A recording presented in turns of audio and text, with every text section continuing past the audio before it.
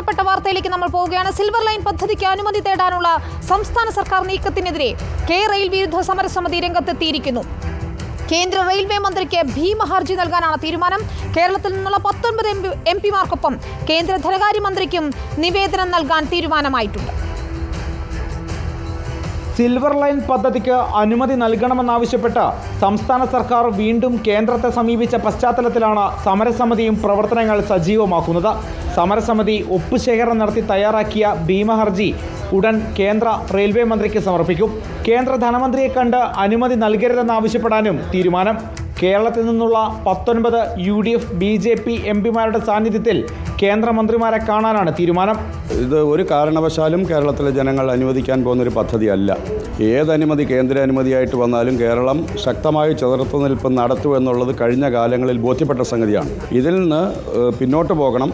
ഞങ്ങൾ അടിയന്തരമായി തന്നെ കേരളത്തിലെ ഇതിനെ എതിർക്കുന്ന 19 എംപിമാരെയും ഒരുമിപ്പിച്ചുകൊണ്ട് കേന്ദ്ര റെയിൽവേ മന്ത്രിക്ക് നിവേദനം കൊടുക്കാനായി തീരുമാനിച്ചിരിക്കുകയാണ്. നേരിട്ട് നിവേദനം കൊടുക്കാൻ. ഇനി എന്ത് നീക്കം ഉണ്ടായാലും ശക്തമായ പ്രതിഷേധം ഉയർത്തിക്കൊണ്ടുവരും. തദ്ദേശ നിയമസഭാ തിരഞ്ഞെടുപ്പുകൾക്ക് മുൻപ് സമരപരിപാടികൾ സംഘടിപ്പിക്കാനും തീരുമാനിച്ചു. പുതിയ കേന്ദ്ര മന്ത്രിസഭ അധികാരമേറ്റതിന് പിന്നാലെയാണ് സിൽവർ ലൈന് അനുമതി തേടി സംസ്ഥാന സർക്കാർ കേന്ദ്രത്തെ സമീപിച്ചത്. കേന്ദ്ര ധനമന്ത്രി നിർമ്മല സീതാരാമൻ പ്രീ ബജറ്റ് ചർച്ചകളുടെ ഭാഗമായി വിളിച്ചു ചേർത്ത സംസ്ഥാന ധനമന്ത്രിമാരുടെ യോഗത്തിലാണ് മന്ത്രി KN ബാലഗോപാൽ ആവശ്യം ഉന്നയിച്ചത്. റിപ്പോർട്ടർ, കൊച്ചി.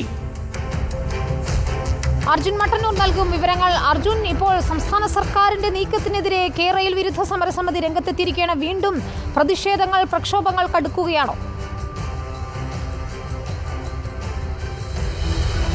വിനീത, നേരത്തെ കേന്ദ്ര റെയിൽവേ മന്ത്രാലയത്തിൻ്റെ അനുമതി ഇല്ലാത്തതുകൊണ്ട് തന്നെ സിൽവർ ലൈനുമായി ബന്ധപ്പെട്ട ചർച്ചകൾ താൽക്കാലികമായെങ്കിലും നിലച്ചിരുന്നു. എന്നാൽ ഇത് വീണ്ടും പുനരുജ്ജീവിപ്പിച്ചത് അടുത്തിടെ നടന്ന പ്രീ ബജറ്റ് ചർച്ചകളുടെ ഭാഗമായി ഡൽഹിയിൽ ചേർത്ത യോഗത്തിൽ സംസ്ഥാനത്തെ ധനമന്ത്രിയായ KN ബാലഗോപാൽ കേന്ദ്ര ധനമന്ത്രിയോട് ഈ കാര്യം ആവശ്യപ്പെടുകയായിരുന്നു. അടുത്ത ബജറ്റിൽ ഈ സിൽവർ ലൈനുമായി ബന്ധപ്പെട്ട് പണം വകയിരുത്തണം എന്നൊരാവശ്യം ഉന്നയിക്കുകയായിരുന്നു. ഇതോടെയാണ് സിൽവർ ലൈൻ വിരുദ്ധ ജനകീയ മുന്നണി വീണ്ടും പ്രതിഷേധവുമായി രംഗത്തെത്തിയിരിക്കുന്നത്. പുതിയ കേന്ദ്ര മന്ത്രിസഭ അധികാരമേറ്റ പശ്ചാത്തലത്തിൽ പുതിയ മന്ത്രിമാരെ നേരിട്ട് പോയി കാണുക ആണ് പ്രധാനപ്പെട്ട ലക്ഷ്യം. അതിന്റെ ഭാഗമായി കേരളത്തിന്റെ വിവിധ മേഖലകളിൽ ഈ സിൽവർ ലൈനുമായി ബന്ധപ്പെട്ട് പ്രതിഷേധിക്കുന്ന ആളുകളുടെ ഒരു ഒപ്പുകൾ ശേഖരിച്ചുകൊണ്ട് ഭീമ ഹർജി തയ്യാറാക്കും.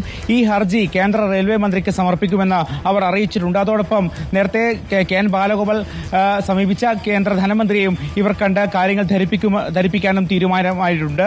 മാത്രമല്ല, കേരളത്തിൽ നിന്നുള്ള 18 UDF ഒരു BJP എംപിമാരും തങ്ങൾക്ക് പിന്തുണയായി ഉണ്ട് എന്നാണ് ഈ സമരസമിതി പറയുന്നത്. അവരുടെ കൂടി സാന്നിധ്യത്തിലായിരിക്കും കേന്ദ്രമന്ത്രിമാരെ കാണുക. വിനീത, ശരി. അർജുൻ മട്ടന്നൂർ വിവരങ്ങൾ നൽകുകയായിരുന്നു.